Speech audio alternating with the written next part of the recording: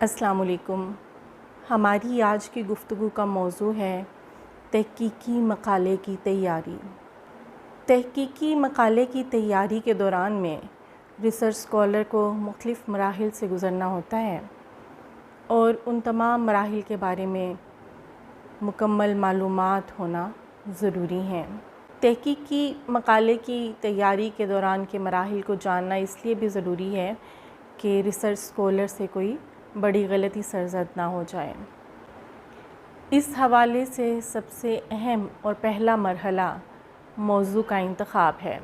موضوع کا انتخاب تحقیقی مقالے کی تیاری کا ایک بنیادی مرحلہ ہے، اور اگر عمارت کی بنیاد مضبوط ہوگی تو اس پر قائم کی گئی عمارت بھی خوبصورت، پائیدار اور دل آویز ہوگی۔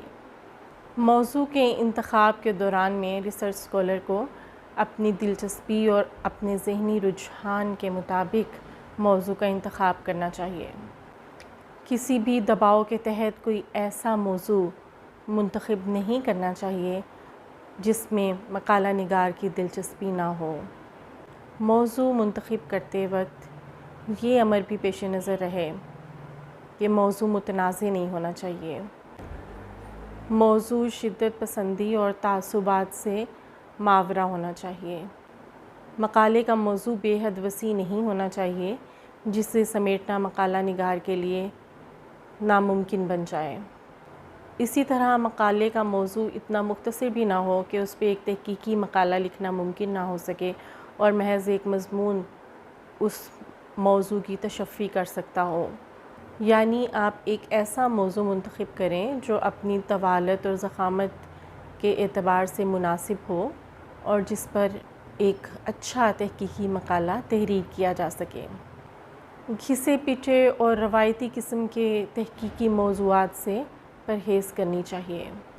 جیسے جیسے اردو کے دیگر مضامین کے ساتھ اشتراکات بڑھ رہے ہیں، اسی طرح شخصی موضوعات کے حوالے سے تحقیق کو اتنا اچھا نہیں سمجھا جاتا، بلکہ اب اردو میں تحقیق کے ایسے موضوعات کو فروغ دیا جا رہا ہے جن میں اردو کے ساتھ ساتھ دیگر علوم پر بھی توجہ دی جائے، جیسے اردو اور نفسیات کے حوالے سے کوئی موضوع ہو، یا اردو اور سماج کے حوالے سے کوئی موضوع ہو تو وہ اس میں سوشیولوجی آ جائے گی، یا اردو اور دیگر زبانوں کے اشتراک کے حوالے سے موضوعات۔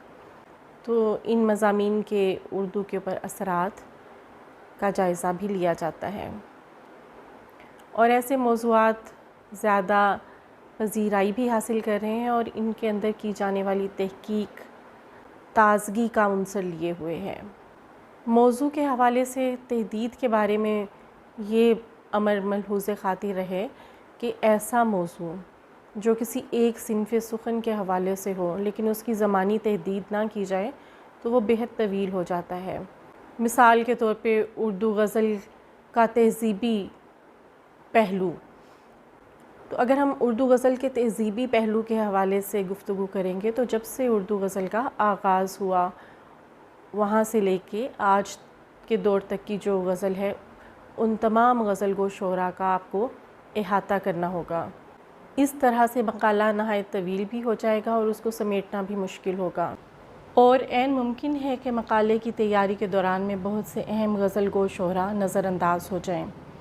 ایسی صورت میں مقالے کی زمانی تحدید مناسب ہوگی۔ اگر ہم موضوع اس طرح منتخب کریں کہ پاکستانی اردو غزل کا تہذیبی مطالعہ یا پاکستانی اردو غزل کے تہذیبی عناصر، تو وہ موضوع نسبتاً کم وسیع ہوگا، اس کی تحدید ہوگی اور اس پر مواد اکٹھا کرنا اور پھر مقالے کی ترتیب آسان ہو جائے گی۔ موضوع کے انتخاب کے بعد خاکہ بنانے کا عمل ہوتا ہے۔ خاکے کی تیاری کے دوران میں سب سے پہلے موضوع کا تعارف دیا جاتا ہے، تحقیق کے مقاصد بیان کیے جاتے ہیں اور بتایا جاتا ہے کہ اس کے لیے تحقیق کا کون سا طریقہ کار استعمال کیا جائے گا۔ اس کے بعد ابواب بندی کا مرحلہ آتا ہے۔ موضوع کو اس کی نوعیت کے اعتبار سے ابواب میں تقسیم کیا جاتا ہے۔ غیر ضروری تعارفی ابواب سے گریز کرنی چاہیے اور ایسی معلومات جو ہمیں اردو تحقیق و تنقید کی دیگر کتب میں بآسانی مل سکتی ہیں ان کو مقالے کا حصہ نہیں بنانا چاہیے، کیونکہ تحقیقی مقالے کا مقصد محض صفحات کی تعداد بڑھانا نہیں ہے، بلکہ جس موضوع پر آپ گفتگو کر رہے ہیں اس موضوع کے حوالے سے کوئی نئی، تازہ اور انوکھی بات کرنا بھی اس میں شامل ہے۔ ابواب بندی میں موضوع کے حوالے سے ابواب کی تقسیم کی جاتی ہے اور اس کے بعد ایک باب ماحصل کا ہوتا ہے، اس کے بعد کتابیات شامل کی جاتی ہیں۔ مقالے کی تحریر کے دوران میں یہ ضروری نہیں ہے کہ آپ سب سے پہلے مقالے کا پہلا باب تحریر کرنا شروع کریں، بلکہ آپ موضوع کے اعتبار سے مواد اکٹھا کرنا شروع کرتے ہیں۔ اس کے لیے سب سے آسان طریقہ یہ ہے کہ آپ کے مقالے کے جتنے ابواب ہیں اتنی فائلیں لے لیں اور ان فائل کورز کے اندر ہر باب سے متعلق مواد اکٹھا کرتے جائیں۔ اب آپ کو محسوس ہو کہ آپ ضرورت کے مطابق مواد اکٹھا کر چکے ہیں تو پھر آپ ان ابواب کو تحریر کرنا شروع کریں۔ یعنی آپ کے مقالے کے 5 ابواب ہیں تو آپ نے 5 فائلیں لے لیں اور ایک فائل کے اوپر باب اول، دوسری پہ دوم، تیسری پہ سوم، اس طرح سے آپ ہیڈنگز دے دیں اور ان ابواب سے متعلق جو بھی معلومات، جو بھی مواد آپ کو ملتا ہے وہ آپ ان فائلوں کے اندر اکٹھا کرتے جائیں۔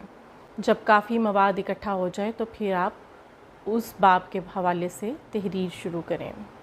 مقالہ تحریر کرتے ہوئے آپ نے یہ دیکھنا ہے کہ کون سی معلومات آپ کے مقالے کے لیے ضروری ہیں اور وہ کون سی معلومات ہیں کہ جن کو اگر آپ کے مقالے میں شامل نہ کیا جائے تو اس سے مقالے کی صحت پر کسی قسم کا اثر نہیں پڑے گا۔ اس طرح آپ اپنے مقالے کی ضخامت کو کنٹرول کر سکتے ہیں۔ ابواب تحریر کرتے ہوئے کوئی بھی باب اقتباس یا شعر سے شروع نہ کریں اور کسی بھی باب کا اختتام اقتباس یا شعر پر نہ کریں، کیونکہ مقالہ لکھتے ہوئے آپ نے صرف معلومات اکٹھی نہیں کرنی بلکہ آپ نے اپنی رائے کا اظہار بھی کرنا ہے، یعنی مقالے کے اندر مقالہ نگار کی سوچ اور اس کے خیالات نظر آنے چاہئیں۔ تو مقالے کی کسی بھی باب کی تحریر کے دوران میں آپ سب سے پہلے ایک تمہیدی قسم کا پیراگراف لکھیں گے اور اس کے بعد آپ بحث کو آگے بڑھائیں گے۔ مقالے میں شعر در شعر اور اقتباس در اقتباس سے گریز کرنی چاہیے۔ شعر در شعر کا یہ مطلب ہے کہ مسلسل اشعار تحریر مت کیجیے، 1-2 اشعار کے بعد آپ اپنے الفاظ میں شاعر کا مقصد یا خیال بیان کیجیے، اس کے بارے میں اپنی رائے دیجیے اور اس کے بعد اگر ضروری ہو تو مزید اشعار اس میں شامل کیجیے۔ اسی طرح سے اقتباس در اقتباس بھی نہیں ہونا چاہیے۔ آپ نے ایک اقتباس درج کیا اور اس کے فوری بعد آپ نے دوسرا اقتباس درج کر دیا، یہ اقتباس در اقتباس ہوتا ہے۔ ایک اقتباس درج کرنے کے بعد آپ موضوع کے حوالے سے اپنے الفاظ میں پیراگراف تحریر کریں۔ اقتباس در اقتباس اور اشعار کی بھرمار سے آپ کے مقالے کا پلیجرزم بھی بہت زیادہ آ جاتا ہے۔ اقتباسات اور اشعار کی بھرمار کی ہے تو پلیجرزم دی گئی سطح سے بہت اونچا چلا جائے گا اور آپ کے لیے مشکلات کا سبب بن سکتا ہے۔ مقالے کی زبان سادہ، عام فہم اور تحقیقی ہونی چاہیے۔